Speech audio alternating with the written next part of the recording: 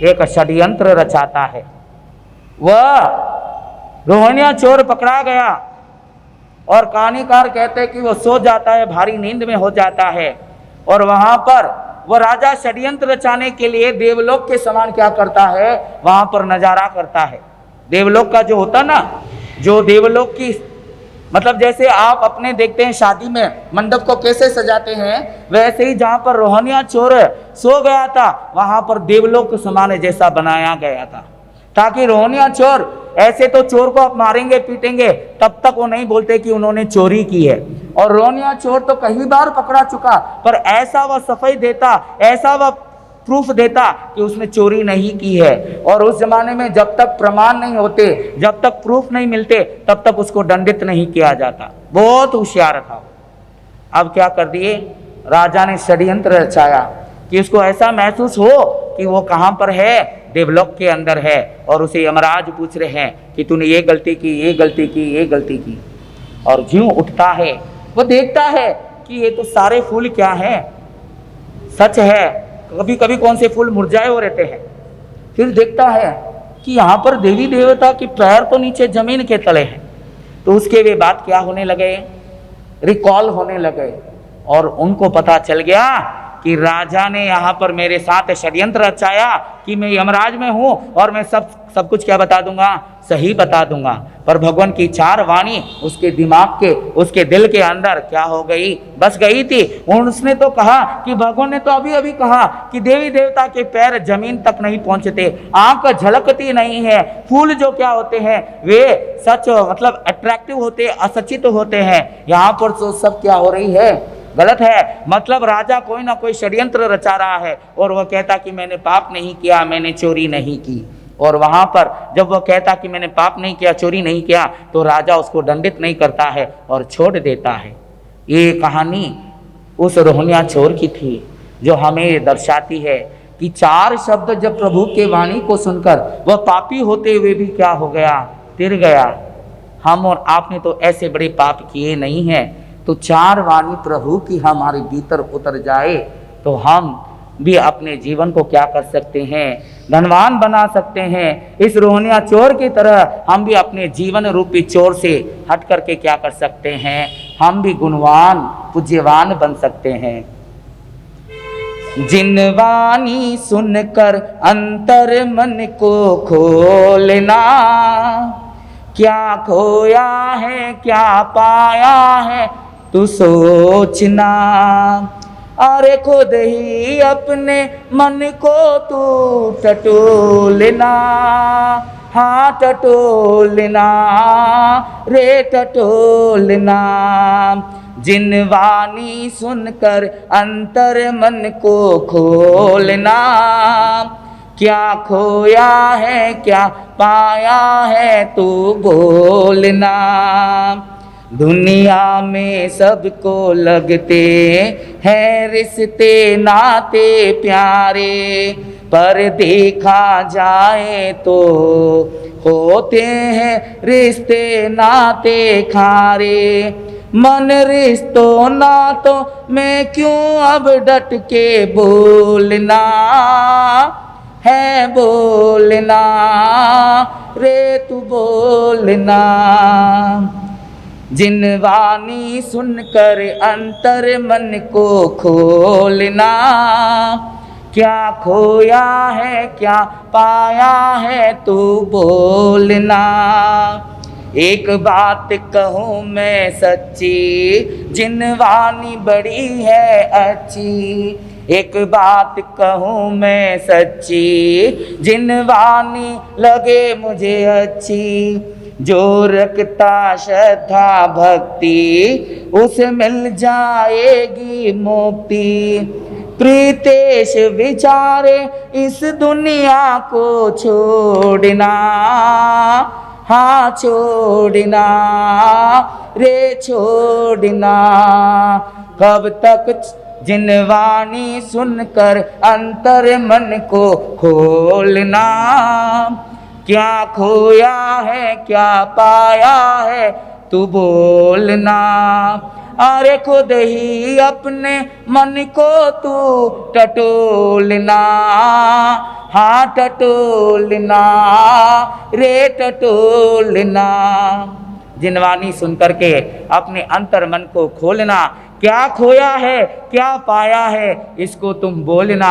खुद ही अपने अंतर मन के भीतर मन में जा करके अपने आत्मा को टटोलना।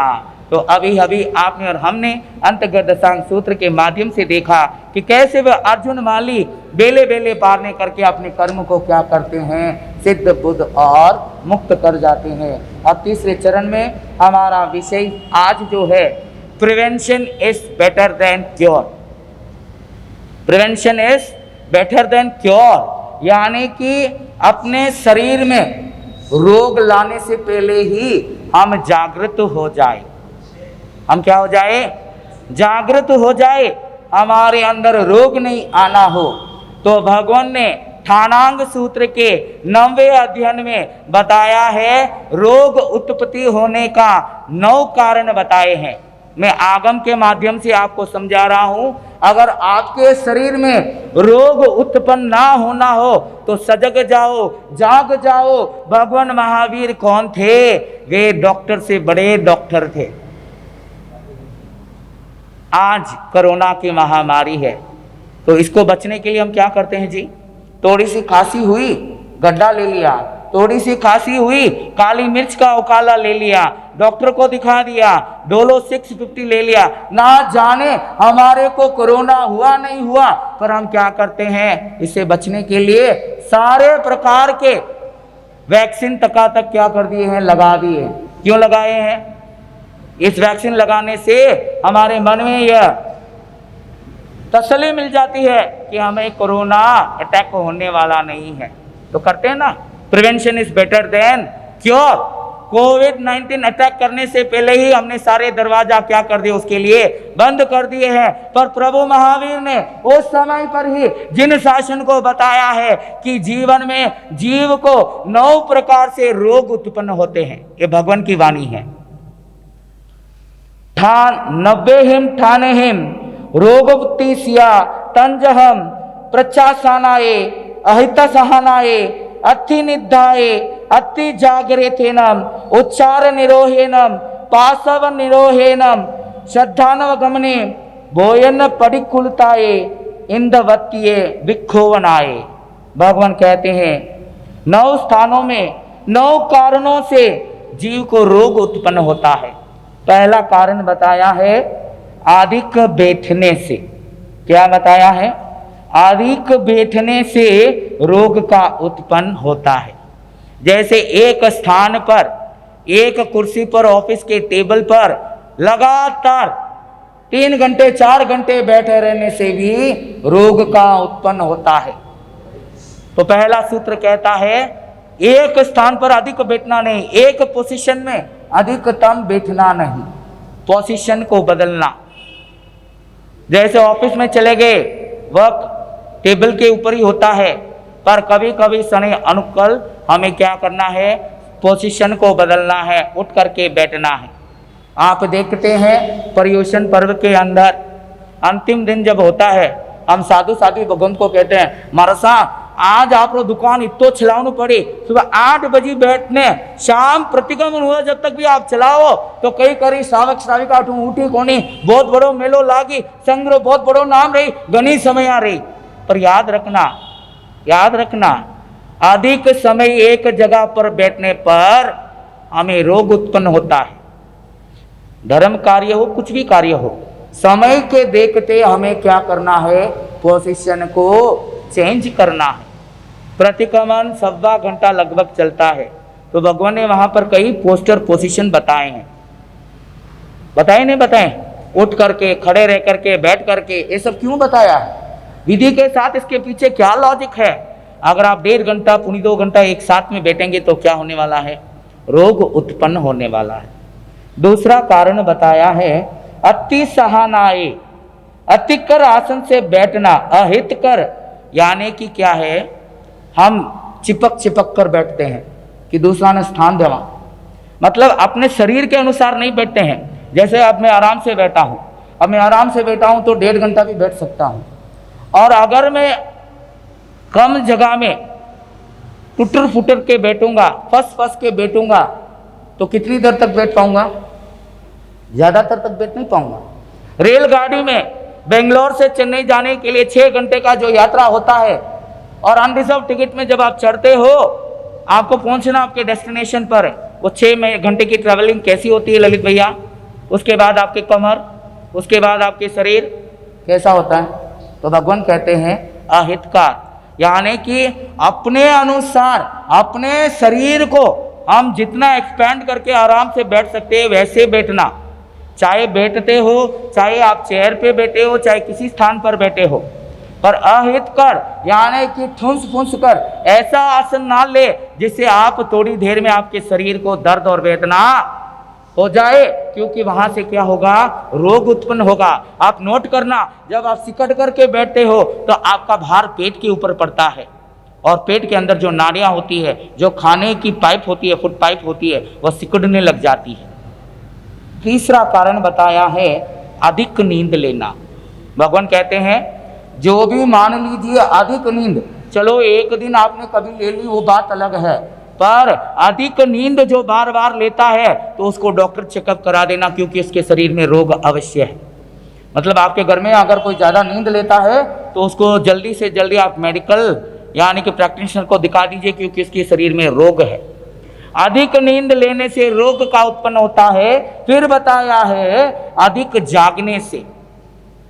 नींद नहीं आती, आप डॉक्टर के पास जाते हैं कभी कभी, तो डॉक्टर आपके नाड़ को जांच के पूछता है आप नींद बरोबर लेते हो नहीं लेते हो, समय पर नींद लेते हो नहीं लेते हो। जो नींद नहीं लेता है तो डॉक्टर कहता है एनीमिक पेशेंट है, यानी कि उसके शरीर में रक्त की कमी है, एक तरह से वो डॉक्टर कहता है। पर भगवान कहते हैं कि अधिक जागने से भी क्या होते हैं? रोग उत्पन्न होते हैं। नींद का भी कुछ समय होता है, इतने घंटे तक नींद लेना ही चाहिए। 1 दिन 2 दिन अगर ये क्रम चलता रहा तो याद रख लेना आपके शरीर में कोई ना कोई रोग है। ये मेरे शब्द नहीं है, ये परमात्मा के शब्द। फिर बताया है उच्चार यानी मल का निरोध करना, अपने पेशाब को बार बार रोकना, ये भी रोग को उत्पन्न करने वाला है। जैसे ही आपको मल की शंका होती है, मूल की शंका होती है, पेशाब की शंका होती है, आपको जाकर के उसका निवारण कर लेना चाहिए। नहीं मैं थोड़ी देर के बात करूंगा, अभी बॉस के सामने हूँ, अभी किसी के सामने हूँ, अगर ऐसे आप रोकते जाएंगे तो शरीर में रोग क्या होने वाला है? बढ़ने वाला है। फिर बताया प्रस्वन मूत्र का वेग रोकना, यानी कि बड़ी शंका भी अगर आप रोकते हो, अभी नहीं मैं 1 घंटे के बाद करूंगा, तो उस बड़ी शंका को भी अगर आप रोकते हो तो रोग उत्पन्न होने वाला है। फिर बताया है अधिक मार्ग गमन करने से, ज़्यादा चलने से। पूरे दिन में अगर आप ज़्यादा ट्रैवलिंग करते हो, चलो बिजनेस है, वीकली ट्वाइस आपका सफ़र हो सकता है, पर रोज रोज ऐसा सफर करोगे, रोज रोज अधिक गमनागमन करोगे, अपने शरीर से भी ज्यादा चलने लगोगे, तो वह क्या होने वाला है? रोग को उत्पन्न करने वाला है। भोजन की प्रतिकूलता, जैसे पहले में बताया है कि अधिक बैठने से और अहित बैठने से, वैसे ही अधिक भोजन करने से और कम खाने से भी क्या होता है? रोग उत्पन्न होता है। ज़्यादा खाना खाने लगे, बार बार खाना लगे, तो हमें ये डायबिटिक का संकेत करता है। यानी कि भगवान कहते हैं जो जीव बार बार अधिक भोजन करने के लिए शुरू हो जाएगा या फिर एकदम कम खाने लग जाएगा, भोजन की प्रतिकूलता करने लग जाएगा, तो रोग उत्पन्न हो जाएगा। फिर बताया है इंद्रियत विकोपन अर्थात काम विकार से भी क्या होता है? रोग की उत्पत्ति होती है। तो 9 स्थानों पर 9 कारणों से जीव के शरीर के अंदर रोग उत्पन्न होते हैं। एक, आसन अधिक बैठने से, अपने शरीर को सिकुड़ा करके बैठने से, ज़्यादा नींद लेने से, कम नींद लेने से, मल को रोकने से, मूत्र को रोकने से, भोजन ज़्यादा या कम खाने से, और अपने इंद्रिय का दमन करने से, यानी कि अपने सेंस ऑर्गन के ऊपर कंट्रोल नहीं रहा, तो रोग क्या होने वाला है? उत्पन्न होने वाला है। ऐसे आगमकार हमें बताते हैं। इसलिए हमें भी क्या होना चाहिए है? Prevention is better than cure. अगर आपको नींद कम आ रही है, नींद ज्यादा आ रही है, भूख ज्यादा लग रही है, भूख कम लग रही है, आप ज्यादा ट्रेवलिंग कर रहे हो, तो समझ लेना आपके शरीर में कभी ना कभी रोग भयंकर उत्पन्न होने वाले हैं। और अगर ऐसा आपके साथ में होता है तो उसको क्या कर लेना है, सही समय पर डॉक्टर को दिखा करके अपने शरीर को स्वस्थ बना लेना है। जो शरीर को स्वस्थ बनाएंगे तभी हम मस्त रहेंगे, और मस्त रहेंगे तभी हम धर्म की साधना है जो क्या कर सकते हैं। वरना मैं पूछ लूं, क्या पैरालिटिक पेशेंट सहायता से साधना कर सकता है? क्या वह बैठे बैठे सामायिक कर सकता है? क्या वह प्रतिक्रमण कर सकता है? क्या प्रभु की भक्ति कर सकता है? नहीं कर पाता है। इसलिए जब तक हम स्वस्थ रहेंगे, क्योंकि पहला सुख क्या है, निरोगी काया। जब काया निरोगी रहेगी, जब काया के अंदर शक्ति रहेगी, तभी हम क्या कर सकते हैं, धर्म आराधना, धर्म साधना से जुड़ सकते हैं। तो अपने शरीर का भी हमें क्या करना है, ध्यान रखना है। ऐसे ठाणाम सूत्र के 9वें स्थान पर प्रभु भगवान महावीर स्वामी ने जो फरमाया वह प्रमाण में आपके सामने रखा हूँ। इसमें मेरे बोलने पर, त्रुटि करने पर, आपके सुनने पर अगर कोई भाव ऊपर नीचे हुआ हो तो मैं क्षमा याचना चाहता हूँ। आइए तीसरे चरण पर हम देखते हैं। आज का विषय जो है, अभी श्रावक जी राजेश भाई ने सुख और दुख के बारे में बताया कि सुख कैसे प्राप्त होता है, कि सुख होते हुए भी हम दुख को महसूस करते हैं। हम चाहते हैं सुख को पाना, पर हाथ में क्या मिलता है, दुख मिलता है। तो सुख दुख की बड़ी सुंदर विश्लेषण श्रावक जी राजेश भाई ने आपके और हमारे सामने रखने का प्रयास किया है। हमारे अतिचारों का विश्लेषण चल रहा है। कल मैंने इसका टॉपिक नहीं लिया था, आज हम ले रहे हैं। परसों तक हमने 7वां उपभोग परिभोग कर्माधान के संबंध में जानने का प्रयास किया है, और आज हम देखेंगे 8वें अनर्थ दंड, यानी कि इसके क्या क्या है। काम विकार पैदा करने वाली खता की हो, भंड कुचेष्टा की हो, मुकरी वचन बोला हो, अधिकरण यानी हिंसाकरण को जोड़ रखा हो, उपभोग परिभोग अधिक बढ़ाया हो, यानी कि काम विकार पैदा करने वाली खता की हो। आपस में बात करते हुए किसी के अंदर वासना जागना हो, काम जागना हो, ऐसी अगर हमने खता की है तो इसके चिंतन करते हुए हम क्या करेंगे, मिच्छामि दुक्कडम देंगे। काम विकार पैदा करने वाली खता की हो, भंड कुचेष्टा की हो, यानी कि दूसरों को हंसाने के लिए हंसी दिल लगी या दूसरों की नकल, मिमिक्री कहते हैं।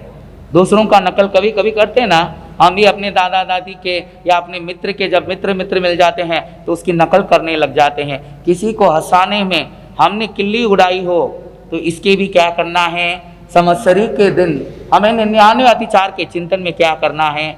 और ये सजगता है, पूरे साल में हम कभी ना कभी किसी की नकल कर लेते हैं, कभी ना कभी किसी की हंसी मजाक क्या करते हैं, उड़ा देते हैं। तो ये संवत्सरी पर्व, ये महान पर्व आपके और हमारे बीच में जब आएगा, इसका चिंतन आपको और हमें करके मिच्छामि दुक्कडम देना है। भंड कुचेष्टा की हो, मुकरी वचन बोला हो, क्या बताया है, मुकरी वचन बोला हो, यानी किसी के प्रति ऐसा कड़वा शब्द बोला हो तो उसके लिए भी चिंतन करना है। फिर बताया है मुकरी वचन बोला हो, उपभोग परिभोग अधिक बढ़ाया हो, यानी कि हमारे घर में 2 चूड़ी काफ़ी थी, 2 चाकू बस थे, पर हमने कितने चाकू ला करके रख दिए, 12 चाकू ला के रख दिए। 1 कैंची काफ़ी थी, पर हमने कितनी कैंचियाँ ला करके घर में रख दी है।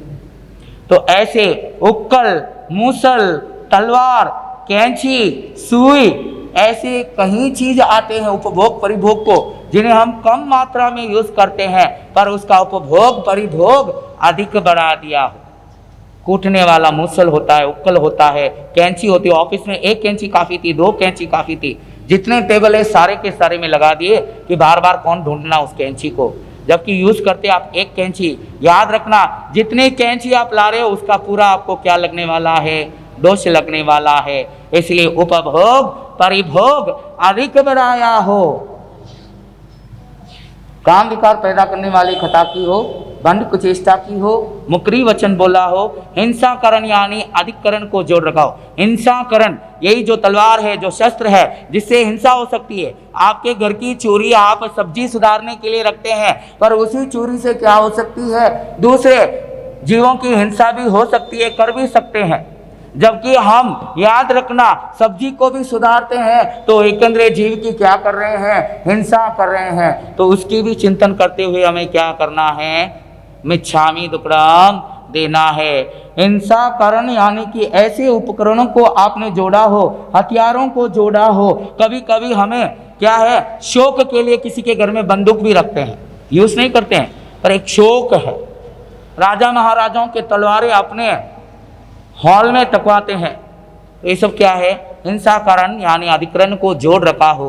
उपभोग परिभोग अधिक बढ़ाया हो, यानी कि हमारे घर में लगने वाले जो खाने के पदार्थ है, जो वस्त्र के पदार्थ है, जो उपभोग परिभोग के पदार्थ है, उसको काफ़ी बढ़ा दिया हो, काफ़ी संग्रह कर दिया हो, तो उसकी भी हमें क्या देना है, मिच्छामि दुक्कडम देना है। नम्य सामायिक व्रत सावजम जोगम पचकामी, मन वचन काया के अशुभ पर्वत्याय हो, सामायिक की स्मृति ना की हो, सामायिक पूर्ण हुए बिना सामायिक पाली हो। अब बड़े मजे की बात है इस सूत्र के अंदर, जो सामायिक नहीं करते हैं वे बोले हमकी इसकी चिंतन क्या करना है। अब काफ़ी ऐसे श्रावक होते हैं जो संवत्सरी के दिन मुपति पहन के बैठना पड़ेगा, लोक मारे बैठना पड़ेगा। चलो ये दिन तो भी हम क्या करेंगे, प्रतिक्रमण समय पर अगर मुपति पहन के नहीं बैठेंगे, सामायिक के वस्त्र को लेकर के नहीं बैठेंगे तो सोचेंगे कि ये पापी है, इसको क्या सामायिक भी नहीं करना है क्या, चाहे वो किसी संप्रदाय का क्यों ना हो। तो कभी लोक के मारे भी क्या करते हैं, वस्त्र को पहन करके बैठ जाते हैं। तो अभी यहाँ पर कहता हूँ कि 90 सामायिक व्रत, तो काफ़ी श्रावकों के मन में खुशी होती है, हम तो सामायिक नहीं करते तो फिर हमको इसकी चिंतन क्या करना है। पर भगवान कहते हैं मन वचन काया से, जो भी सामायिक करते हैं मन से, वचन से, काया से, 48 मिनट में अगर हमारे चिंतन, हमारे भाव ऊपर नीचे हो गए हो, क्योंकि हम क्या है, मनुष्य है, हम छद्मस्त हैं, ये एक्सेप्ट करना पड़ेगा। हम क्या हैं, छद्मस्त है। कभी कभी सामायिक करते करते हमारा मन बिजनेस की ओर, परिवार की ओर, संसार की ओर, बच्चे की ओर, अरे बच्चे स्कूल આવનારી ટાઈમે આવી ગયો નહીં આવી ગયો, ઘરે આડો ખોલ્યો નહીં ખોલ્યો, ઘરે તાલો दियो नहीं दियो, दुकान कौन खोली, कस्टमर रे, ये सब चिंतन क्या है, हमारे भीतर चलती है। काफ़ी महिलाएं घर में आकर के यहाँ सामायिक करती है, करते करते चिंतन में रहती है, कहीं में हीटर का स्विच ऑफ करके आई नहीं आई, कहीं में चूल्हा बंद करके आई नहीं आई। एक बार कभी ये आ जाता है तो मन से, वचन से, काया से सामायिक की अशुभ प्रवृत्तियाँ हो, सामायिक की स्मृति ना की हो। अब ये मेन पॉइंट है, जिसने पूरे साल में सामायिक नहीं की है उसके मन में भी तो ये होना चाहिए कि सामायिक का अवसर मिल रहा है,